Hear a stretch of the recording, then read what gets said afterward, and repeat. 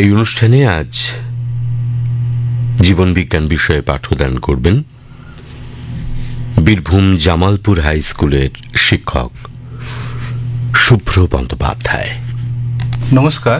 বিদ্যার্থীদের আসরে আমি জামালপুর উচ্চ বিদ্যালয় বীরভূমের সহশিক্ষক তুহিন শুভ্র ব্যানার্জি ও আমার সাথে আছে আমার বিদ্যালয়ের 3 শিক্ষার্থী। আমি সুদীপ্তা মণ্ডল। আমি অন্তিকা মণ্ডল। আমি যীশুকৃষ্ণ মণ্ডল। আমার স্নেহের ছাত্রছাত্রীরা, এখন আমরা অষ্টম শ্রেণীর পাঠ্যাংশের অন্তর্গত অন্তঃক্ষরা গ্রন্থি ও বয়ঃসন্ধিকাল সম্পর্কে আলোচনা করব। শিক্ষার্থীদের মধ্যে কথোপকথন চলছে। তোরা শুনেছিস সুজয়ের আজকাল আয়নায় মুখ দেখা একটা অভ্যাস হয়ে দাঁড়িয়েছে।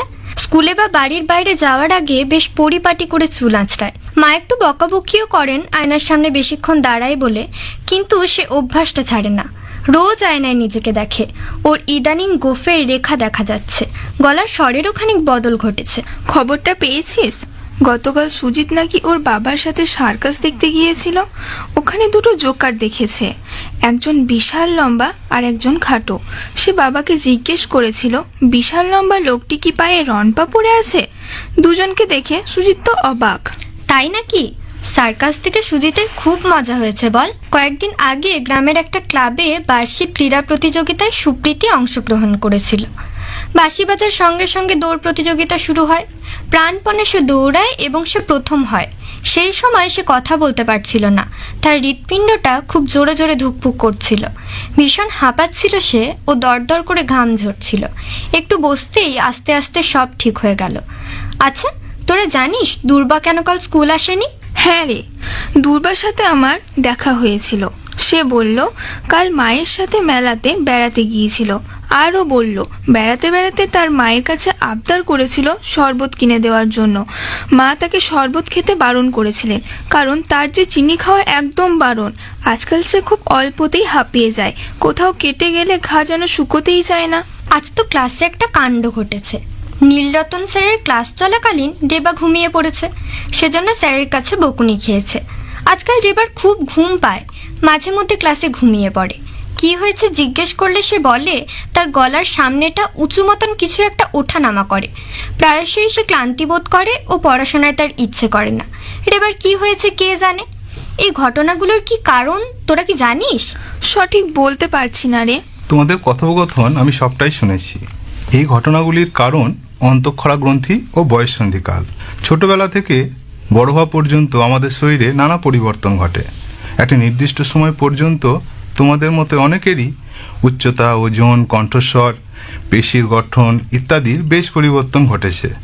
শুধু কি শারীরিক পরিবর্তন, না মনেরও পরিবর্তন কিছু ঘটে? মনের পরিবর্তন হয়, যেমন কান্না পাওয়া, রাগ করা, ভালো লাগা, অভিমান করা ইত্যাদি। জন্মের সময় থেকে শুরু করে মারা যাওয়ার আগের মুহূর্ত পর্যন্ত আমাদের শরীরে নানা পরিবর্তন ঘটে। এই পরিবর্তনগুলির অন্যতম নিয়ন্ত্রক হলো হরমোন, অর্থাৎ যে জৈব রাসায়নিক পদার্থ কোনো নির্দিষ্ট কোষ সমষ্টি বা অন্তঃক্ষরা গ্রন্থি থেকে স্বল্প মাত্রায় উৎপন্ন হয়ে রক্তের মাধ্যমে প্রবাহিত হয়ে বিভিন্ন শারীরবৃত্তীয় কার্যকলাপের মাধ্যমে সংযোগ স্থাপন করে ও ক্রিয়ার পর বিনষ্ট হয়, তাকে হরমোন বলে। তোমরা জানো হরমোনকে রাসায়নিক বার্তাবাহক বলে, কিন্তু কেন? বার্তাবাহক যেমন এক জায়গা থেকে অন্য জায়গায় বার্তা বহন করে নিয়ে যায়, তাহলে নিশ্চয় হরমোন এক স্থান থেকে দূরবর্তী স্থানে কোনো বার্তা বহন করে। ঠিক তাই, হরমোন এক স্থান থেকে উৎপন্ন হয়ে দূরবর্তী স্থানে গিয়ে সেখানকার কোষ বা কোষ সমষ্টির কাজ নিয়ন্ত্রণ করে রাসায়নিক প্রক্রিয়ার মাধ্যমে। এই কারণেই হরমোনকে রাসায়নিক বার্তাবাহক বলে। হরমোনের আরও কয়েকটি গুরুত্বপূর্ণ বৈশিষ্ট্য সম্পর্কে জেনে নেওয়া যাক। হরমোন এক ধরনের রাসায়নিক পদার্থ যা সাধারণত অন্তঃক্ষরা গ্রন্থি থেকে ক্ষরিত হয়। কোনো কোনো হরমোন খুব দ্রুত কাজ সম্পন্ন করে, আবার কোনো কোনো হরমোনের ক্রিয়া মন্থর। কার্য সমাপ্তির পর হরমোন ধ্বংস হয়ে যায় এবং দেহ থেকে দ্রুত নির্গত হয়।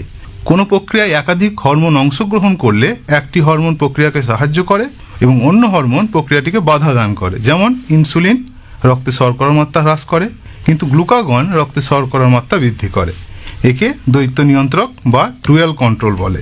অনেক ক্ষেত্রেই কোনো হরমোন পরোক্ষভাবে অন্য কোনো গ্রন্থির মাধ্যমে নিজেকে নিয়ন্ত্রণ করে। যেমন পিটুইটারি গ্রন্থির অগ্রভাগ থেকে টিএসএইচ বা থাইরয়েড স্টিমুলেটিং হরমোন নিঃসৃত হয়, যা থাইরয়েড গ্রন্থি থেকে থাইরক্সিনের ক্ষরণ ঘটায়। আবার রক্তে থাইরক্সিনের মাত্রা অধিক হলে পিটুইটারি গ্রন্থি থেকে থাইরয়েড স্টিমুলেটিং হরমোনের ক্ষরণ হ্রাসের মাধ্যমে থাইরয়েড গ্রন্থির কার্যকারিতা কমিয়ে দেয়। এই ধরনের নিয়ন্ত্রণকে নেগেটিভ ফিডব্যাক বলে। রাসায়নিক প্রকৃতিতে হরমোন প্রোটিনধর্মী, স্টেরয়েডধর্মী, অ্যামাইনোধর্মী, লিপিডধর্মী হতে পারে। রক্তে হরমোনের মাত্রা স্বাভাবিকের থেকে কমে গেলে প্রয়োজন অনুসারে আবার এটি নতুনভাবে তৈরি হতে পারে। হরমোনের উৎপত্তি যে অন্তঃক্ষরা গ্রন্থি, সেটা আমরা আলোচনা করেছি। তাহলে কি তোমরা জানো অন্তঃক্ষরা গ্রন্থি কি? যেসব গ্রন্থি থেকে হরমোন তৈরি হয় তারাই অন্তঃক্ষরা গ্রন্থি। ঠিক, যে সকল গ্রন্থি নিজস্ব কোনো নালিকা নেই, যারা তাদের ক্ষরিত পদার্থ সরাসরি রক্তে উন্মুক্ত করে, তাদের অন্তঃক্ষরা গ্রন্থি বা অনাল গ্রন্থি বা এন্ডোক্রিন গ্ল্যান্ড বলে, যেমন পিটুইটারি, থাইরয়েড, অ্যাড্রিনাল ইত্যাদি। এখন আমরা কয়েকটি অন্তঃক্ষরা গ্রন্থি সম্পর্কে জেনে নিই। পিটুইটারি গ্রন্থি সবচেয়ে গুরুত্বপূর্ণ অন্তঃক্ষরা গ্রন্থি। এটি দেহের অন্যান্য গ্রন্থির কার্যকারিতা নিয়ন্ত্রণ করে। এই জন্য পিটুইটারি গ্রন্থিকে মাস্টার গ্ল্যান্ড বা প্রভু গ্রন্থি বলে। মস্তিষ্কের মূল দেশে এটি দুটি খণ্ডিক বিশিষ্ট একটা গ্রন্থি। সামনের খণ্ডককে অগ্রপিটুইটারি এবং পিছনের খণ্ডককে পশ্চাৎ পিটুইটারি বলে। অগ্রপিটুইটারি থেকে যে হরমোনগুলো ক্ষরিত হয় তাদের ট্রপিক হরমোন বলে, যেমন সোমাটোট্রপিক হরমোন বা এসটিএইচ, থাইরয়েড স্টিমুলেটিং হরমোন বা টিএসএইচ, গোনাডোট্রপিক হরমোন বা জিটিএইচ ইত্যাদি। সোমাটোট্রপিক হরমোনকে বৃদ্ধিপোষক হরমোন বলে। এটি আমাদের দেহে বিভিন্ন পেশি, হাড়ের বৃদ্ধি ঘটায়। তাহলে সোমাটোট্রপিক হরমোনের কম বা বেশি ক্ষরণে কি অসুবিধা হতে পারে? সোমাটোট্রপিক হরমোনের কম ক্ষরণজনিত একটি সমস্যা হলো বামনত্ব বা ডোয়ার্ফিজম। এতে দেহের উচ্চতা 3 থেকে 4 ফুট পর্যন্ত হয়ে যায়। দেহে মেদবহুল হয়, শরীরে লোমের উপস্থিতি লক্ষ্য করা যায় না। অন্যদিকে সোমাটোট্রপিক হরমোন যদি বেশি ক্ষরিত হয় তাহলে অতিকায়তা বা জাইগান্টিজম রোগ হয়। এর ফলস্বরূপ অস্থি ও পেশির অস্বাভাবিক বৃদ্ধিজনিত কারণে দেহের উচ্চতা 7 থেকে 8 ফুট মতো হয়ে যায়। যেমন তোমরা বিখ্যাত রেসলার দ্য গ্রেট খালিকে বা সার্কাসে লম্বা বা খাটো জোকারকে দেখেছ। সোমাটোট্রপিক হরমোনের কম বা বেশি ক্ষরণে তাদের এমন দেহ গঠন হয়েছে। গোনাডোট্রপিক হরমোন অন্য একটা ট্রপিক হরমোন, যেটা জননগ্রন্থি বা গোনাডসের উপর প্রভাব বিস্তার করে। এটি সাধারণত দু রকমের, ফলিকল স্টিমুলেটিং হরমোন এবং luteinising hormone. Thyroid stimulating hormone pituitary গ্রন্থি থেকে ক্ষরিত হয়। এটি থাইরয়েড গ্রন্থির বৃদ্ধি নিয়ন্ত্রণ করে। এছাড়া আরও অনেক ট্রপিক হরমোন আছে যেগুলি অগ্রপিটুইটারি থেকে ক্ষরিত হয়। এখন পশ্চাৎ পিটুইটারি থেকে যে সমস্ত হরমোনগুলি ক্ষরিত হয় তাদের নাম আমরা জেনে নিই। পশ্চাৎ পিটুইটারি থেকে অ্যান্টিডাইউরেটিক হরমোন বা এডিএইচ বা ভেসোপ্রেসিন এবং অক্সিটোসিন ক্ষরিত হয়। ভেসোপ্রেসিন আমাদের বৃক্কীয় নালিকাতে জলের পুনঃশোষণে সাহায্য করে ও রক্তচাপ নিয়ন্ত্রণ করে। অক্সিটোসিন প্রসবকালে অন্তিম সময়ে জরায়ু সংকোচন ঘটায় ও মাতৃদুগ্ধ ক্ষরণে সাহায্য করে। তাহলে কি পিটুইটারি গ্রন্থি নিজেই নিজেকে নিয়ন্ত্রণ করে? পিটুইটারি গ্রন্থি নিজেকে নিয়ন্ত্রণ করতে পারে না সম্পূর্ণভাবে। পিটুইটারি গ্রন্থির কার্যকারিতা মস্তিষ্কের অন্য একটি অংশ হাইপোথ্যালামাস দ্বারা নিয়ন্ত্রিত হয়। তাই হাইপোথ্যালামাসকে বলা হয় মাস্টার অফ মাস্টার গ্ল্যান্ড বা প্রভুর প্রভু গ্রন্থি। আমাদের পরবর্তী অন্তঃক্ষরা গ্রন্থি হলো থাইরয়েড গ্রন্থি। আমাদের যে স্বর যন্ত্র আছে তার ঠিক নিচে স্বরনালীর দুই পাশে এটি অবস্থান করে। ঢোক গেলার সময় এটি ওঠানামা করে। এই গ্রন্থিটি দুটি খণ্ড বিশিষ্ট। এই থাইরয়েড গ্রন্থি থেকে নিঃসৃত হরমোন থাইরক্সিন। থাইরক্সিন হরমোনের কাজগুলি হচ্ছে হৃৎপিণ্ডের হৃৎস্পন্দনের হার বৃদ্ধি করা, মানুষের শরীরের বিপাক ক্রিয়ায় সাহায্য করা ও শক্তি উৎপাদনকে প্রভাবিত করা ইত্যাদি। থাইরয়েড গ্রন্থির কম বা বেশি সক্রিয়তায় কি অসুবিধা হতে পারে? থাইরয়েড গ্রন্থির অতি সক্রিয়তায় গ্রেভিস বর্ণিত রোগ বা স্ফীতনেত্র গলগণ্ড দেখা যায়। এই রোগে চোখের ঊর্ধ্বপল্লবের অনৈতিক পেশি সংকোচন ঘটে, অক্ষিগোটরের গোলকের পশ্চাতে ফ্যাট সঞ্চয় ঘটে। অন্যদিকে থাইরয়েড গ্রন্থির স্বল্প সক্রিয়তায় ভ্রূণ বা কিশোর অবস্থাতে ক্রেটিনিজম এবং বয়স্কদের ক্ষেত্রে মেক্সিডিমা রোগ হয়। ছোটদের ক্ষেত্রে যেই রোগের ক্ষেত্রে দেখা যায় যে বৃদ্ধি ব্যাহত হচ্ছে, পেট ফোলা ও পেশি দুর্বলতা দেখা যায়, মুখ দিয়ে লালা বের হয়। বড়দের ক্ষেত্রে শরীরের চামড়া ফোলা ও খসখসে হয়, অবসাদগ্রস্ত হলে পরে তারা অবসন্ন বোধ করেন। এছাড়া আয়োডিন সমৃদ্ধ খাদ্যের অভাবজনিত কারণেও কিন্তু থাইরয়েড গ্রন্থির আয়তন বৃদ্ধি পায় এবং এই রোগকে বলা হয় গয়টার বা গলগণ্ড। আয়োডিনের অভাবে থাইরক্সিন হরমোনের সংশ্লেষে অসুবিধা হয়। এতে থাইরয়েড গ্রন্থির আকার স্বাভাবিকের থেকে প্রায় 10 থেকে 20 গুণ বেড়ে যায়। পরবর্তী অন্তঃক্ষরা গ্রন্থি অগ্নাশয়। অগ্নাশয় হচ্ছে একটি মিশ্র গ্রন্থি, কারণ এখান থেকে যে পাচক রস খরিত হয় তা ক্ষুদ্রান্তে খাদ্য পরিপাকে অংশগ্রহণ করে। অন্যদিকে অন্তঃক্ষরা অংশ আইলেটস অফ ল্যাঙ্গারহ্যান্স, সেখান থেকে ইনসুলিন, গ্লুকাগন, সোমাটোস্ট্যাটিন হরমোন খরিত হয়। ইনসুলিন হরমোন শরীরে গ্লুকোজের ভাঙন ঘটিয়ে শক্তি উৎপাদন করে, গ্লুকোজকে যকৃৎ, পেশিতে গ্লাইকোজেন হিসাবে সঞ্চয় করে রাখে, রক্ত থেকে কোষে গ্লুকোজের শোষণ বাড়িয়ে দিয়ে রক্তে গ্লুকোজের মাত্রা ঠিকঠাক রাখে, প্রোটিন ও ফ্যাটের উৎপাদনে বাধা দান করে। ফলে আমাদের শরীরে শর্করার একটি স্বাভাবিক মাত্রা বজায় থাকে। সেই মাত্রাটি হলো প্রতি ডেসিলিটার রক্তে 70 মিলিগ্রাম থেকে 110 মিলিগ্রাম মতো, এবং এর ফলে ডায়াবেটিস রোগের সম্ভাবনা কমে। তাই একে অ্যান্টি ডায়াবেটিক হরমোন বলে। আচ্ছা, আমাদের দেহে রক্ত শর্করা নিয়ন্ত্রণে তাহলে কোন কোন হরমোনের ভূমিকা আছে? যদি রক্ত শর্করার মাত্রা স্বাভাবিকের থেকে বেশি হয়, ইনসুলিন অতিরিক্ত শর্করাকে কলাকোষে সরবরাহ করে কিংবা গ্লাইকোজেনে পরিণত করে রক্তে শর্করার মাত্রা কমিয়ে দেয়। অপরদিকে রক্তে শর্করার মাত্রা স্বাভাবিকের তুলনায় কমে গেলে গ্লুকাগন গ্লাইকোজেন ভেঙে রক্ত শর্করার পরিমাণ বৃদ্ধি করে। এই দুই হরমোনের যুগ্ম ভূমিকায় রক্ত শর্করা নিয়ন্ত্রণে থাকে। একদম ঠিক বলেছ। ইনসুলিন হরমোনের কম ক্ষরণে রক্তে শর্করার পরিমাণ বেড়ে যায়, ফলে মূত্রের মাধ্যমে শর্করা দেহ থেকে বাইরে বেরিয়ে যেতে থাকে। একে গ্লুকোসুরিয়া বলে। কোষে প্রয়োজনীয় গ্লুকোজ ঢুকতে পারে না, বারে বারে খিদে পায়, শরীর অবসন্ন হয়ে পড়ে। রক্তে গ্লুকোজের মাত্রা বেড়ে যাওয়ার কারণে শরীরে রোগ জীবাণুর সংক্রমণ বাড়ে, হৃৎপিণ্ড, বৃক্ক ও চোখের কার্যক্ষমতা কমে যায়, এমনকি নষ্ট হয়ে যেতেও পারে। একে ডায়াবেটিস বা মধুমেহ বলে। ডায়াবেটিস সাধারণত ক ধরনের তোমরা জানো? 2 ধরনের নিশ্চয়ই, টাইপ 1 অ্যান্ড টাইপ 2। হ্যাঁ, ঠিক বলেছো। এক্ষেত্রেও তোমরা টাইপ 1 ডায়াবেটিস সাধারণত দেখা যায় 14 বছর বয়স থেকে। তাই এই জন্য টাইপ 1 ডায়াবেটিসকে juvenile onset of diabetes mellitus বলে। এই রোগের প্রধান কয়েকটি লক্ষণের বহিঃপ্রকাশ হয়: রক্তে গ্লুকোজের উচ্চ মাত্রা, শক্তি উৎপাদনের জন্য ফ্যাটের অত্যাধিক ব্যবহার, গ্লুকোজে অত্যধিক কোলেস্টেরল সংশ্লেষ, দেহে প্রোটিনের হ্রাসপ্রাপ্তি। টাইপ 2 ডায়াবেটিস ইনসুলিনের বিপাকীয় প্রভাবের প্রতি কলাকোষের সংবেদনশীলতা হ্রাসজনিত কারণে হয়, এবং এই অবস্থাকে ইনসুলিন রোধ বা ইনসুলিন রেজিস্ট্যান্স বলে। 80 থেকে 90% ডায়াবেটিস হচ্ছে টাইপ 2। এখন আমরা পরবর্তী অন্তঃক্ষরা গ্রন্থিতে চলে যাচ্ছি, সেটা হচ্ছে অ্যাড্রিনাল গ্রন্থি।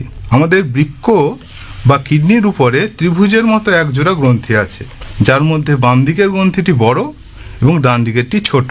বৃক্কের উপর সংলগ্ন থাকার জন্যই এই গ্রন্থিকে সুপ্রারেনাল গ্রন্থিও বলে। এই গ্রন্থি থেকে অ্যাড্রিনালিন ও নর অ্যাড্রিনালিন হরমোন খরিত হয়। অ্যাড্রিনালিন হরমোনকে আপাতকালীন বা সংকটকালীন হরমোন বলা হয়। কিন্তু তোমরা জানো কেন বলা হয়? আপাতকালীন বা সংকটকালীন অবস্থায় শরীরকে ঠিকঠাক রাখতে সাহায্য করে অ্যাড্রিনালিন।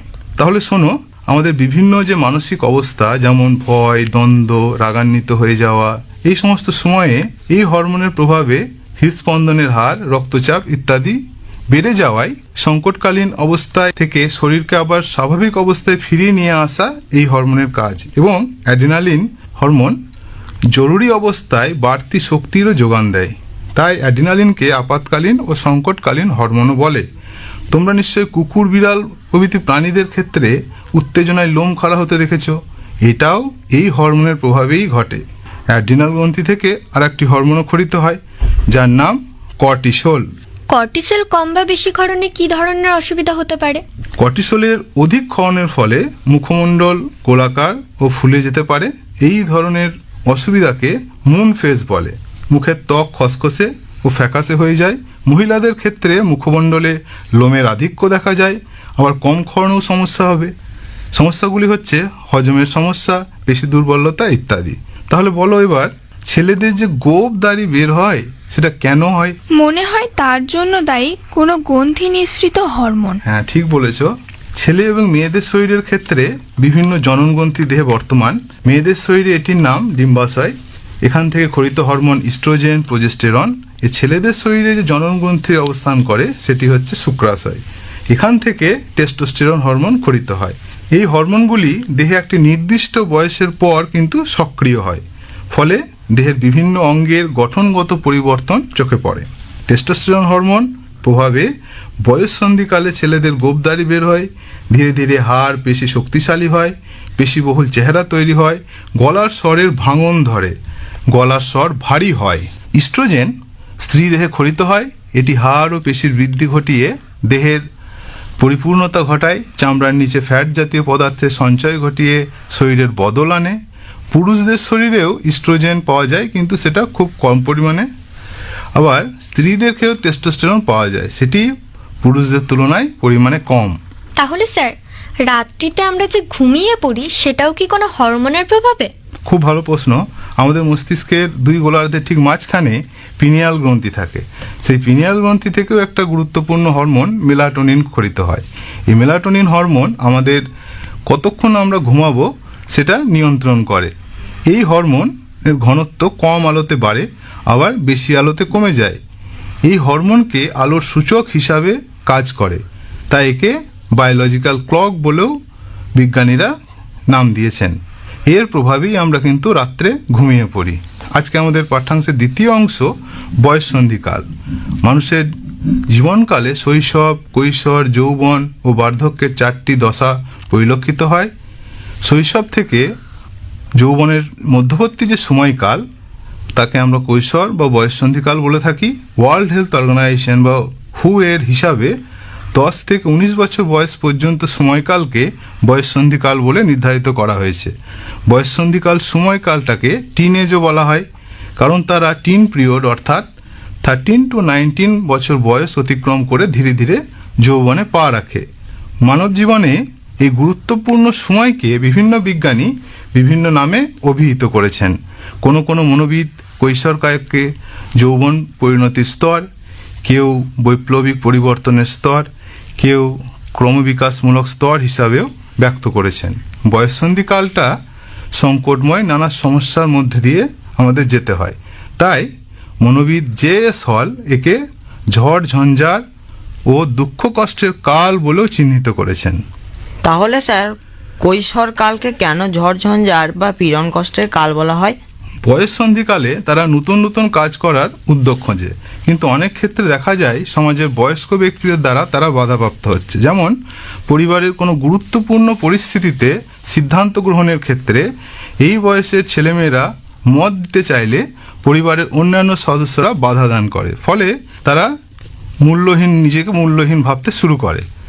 নতুন পরিবেশে আবার অন্য সময় দেখা যায় কোনো ব্যক্তি দ্বারা অপমানিত হলে বা অপদস্থ হলে তাদের মধ্যে হীনমন্যতার সৃষ্টি হয়। এই কারণগুলির জন্য তাদের ব্যক্তিত্বের সঠিক বিকাশ ঘটে না অনেক সময়ে। এই বয়সে ছেলেমেয়েদের চিন্তাভাবনা, কল্পনা, যুক্তি এই সমস্ত সব কিছুই অর্থহীন বা মূল্যহীন মনে করতে শুরু করে। তাই এই সংকটমূলক সময়ে তাদেরকে কষ্টের মধ্যে দিয়ে যেতে হয়। তাই এই বয়ঃসন্ধিকালকে ঝড়ঝঞ্ঝার বা পীড়ন কষ্টের কাল বলেও সূচিত করা হয়। এখন পড়ুয়া বা শিক্ষার্থী হিসাবে তোমার কি কি কাজ করতে ভালো লাগে অন্তিকা, তুমি বলো।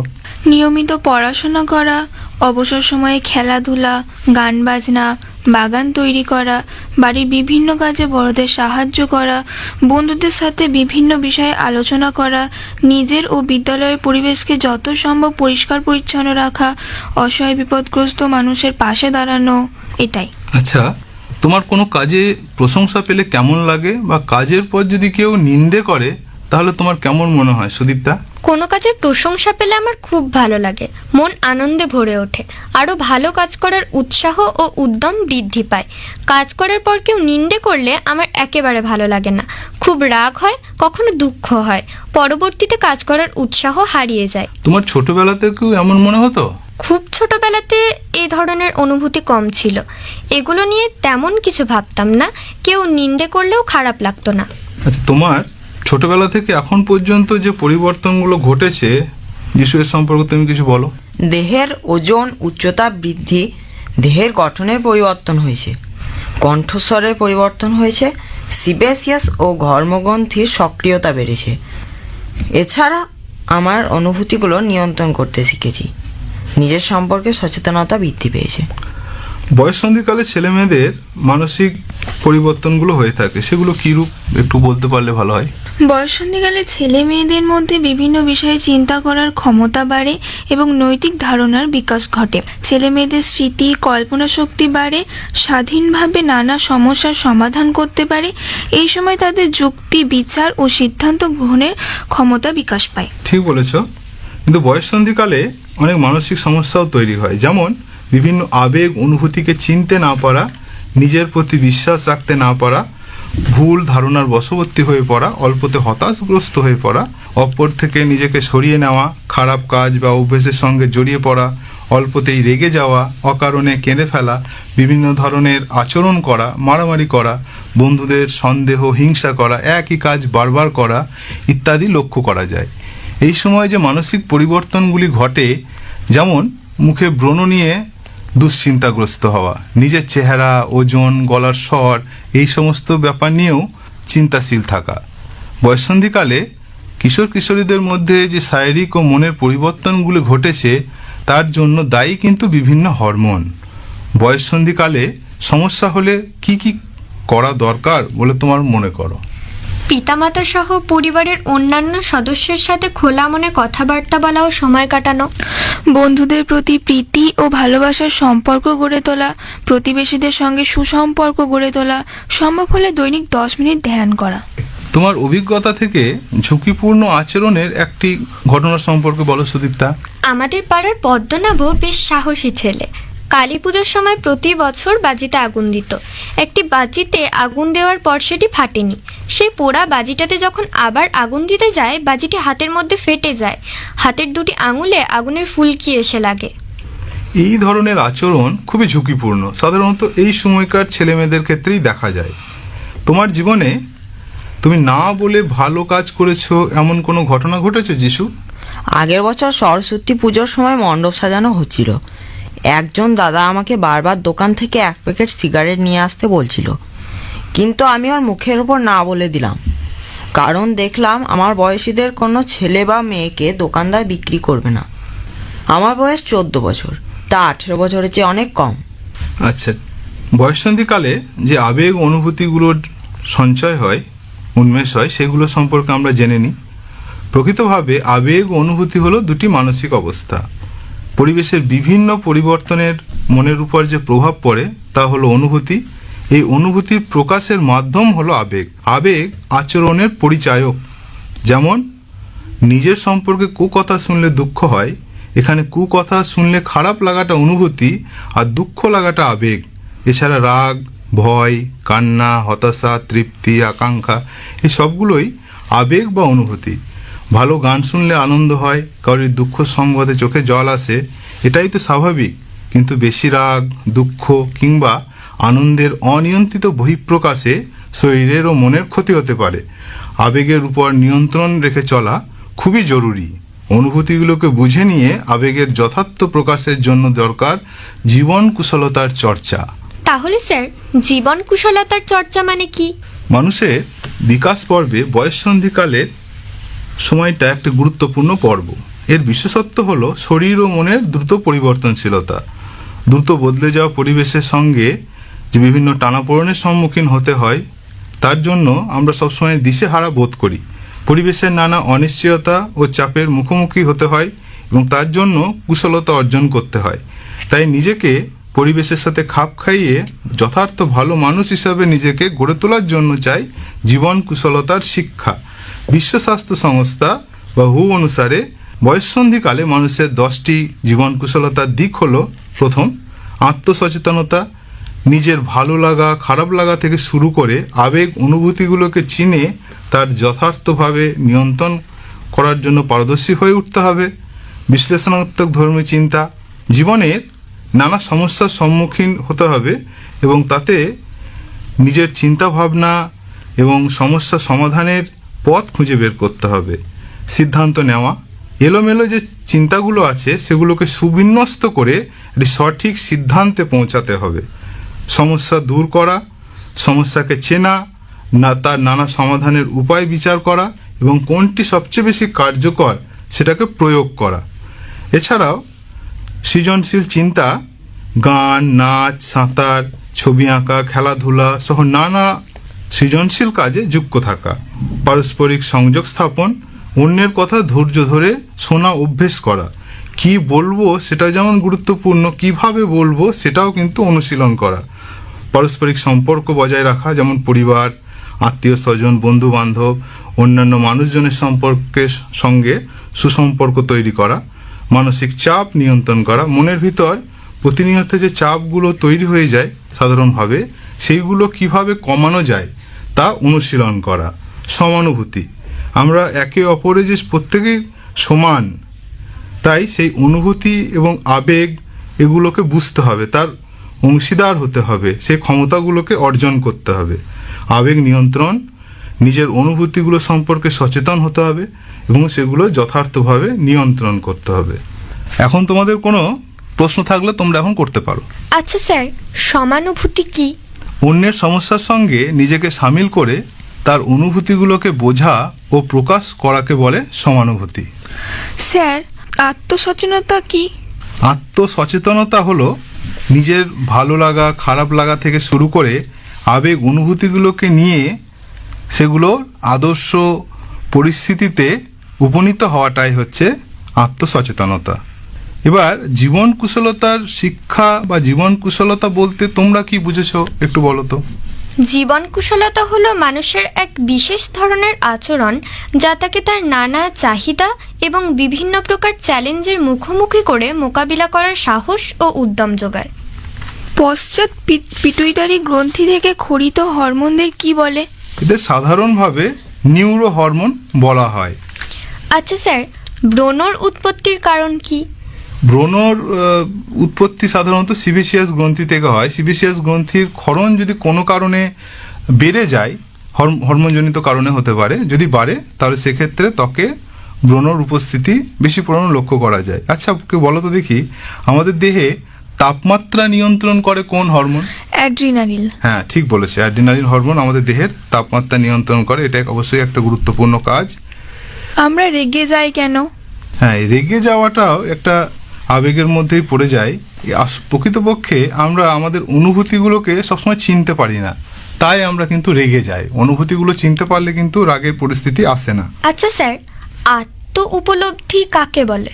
আত্ম উপলব্ধি মানে তুমি নিজে কে, তুমি যদি সেই সত্তাটাকে চিনতে পারো তাহলে কিন্তু তুমি জীবনের উন্নতির চরম শিখরে পৌঁছাতে পারবে। কোনো ব্যক্তির মধ্যে যে সমস্ত বৈশিষ্ট্য বিরাজ করে সেগুলোকে চিনে নেওয়ার মাধ্যমে আত্মস্থ করাই হচ্ছে কিন্তু আত্ম উপলব্ধি। এই আত্ম উপলব্ধি কোনো ব্যক্তির জীবনের চরম পর্যায়ে পৌঁছাতে গেলে এই আত্ম উপলব্ধি একমাত্র পথ। ঠিক আছে, আমরা এখানে আমাদের অনুষ্ঠান সমাপ্তি ঘোষণা করলাম। আমি জামালপুর উচ্চ বিদ্যালয়ের সহশিক্ষক তুহিন শুভ্র ব্যানার্জি এবং আমার সঙ্গে এতক্ষণে ছিল আমার 3 জন শিক্ষার্থী, সুদীপ্তা মণ্ডল, অন্তিকা মণ্ডল ও যীশুকৃষ্ণ মণ্ডল। নমস্কার।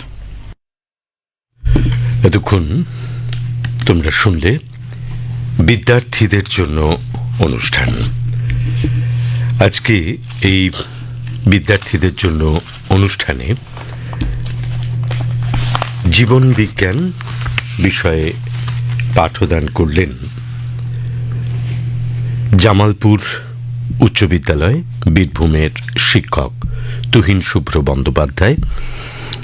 জীবন বিজ্ঞান অষ্টম শ্রেণীর ছাত্রছাত্রীদের জন্য অন্তঃক্ষরা গ্রন্থি ও বয়স সন্ধিকাল এই বিষয়ে পাঠদান করলেন। আকাশবাণী কলকাতা।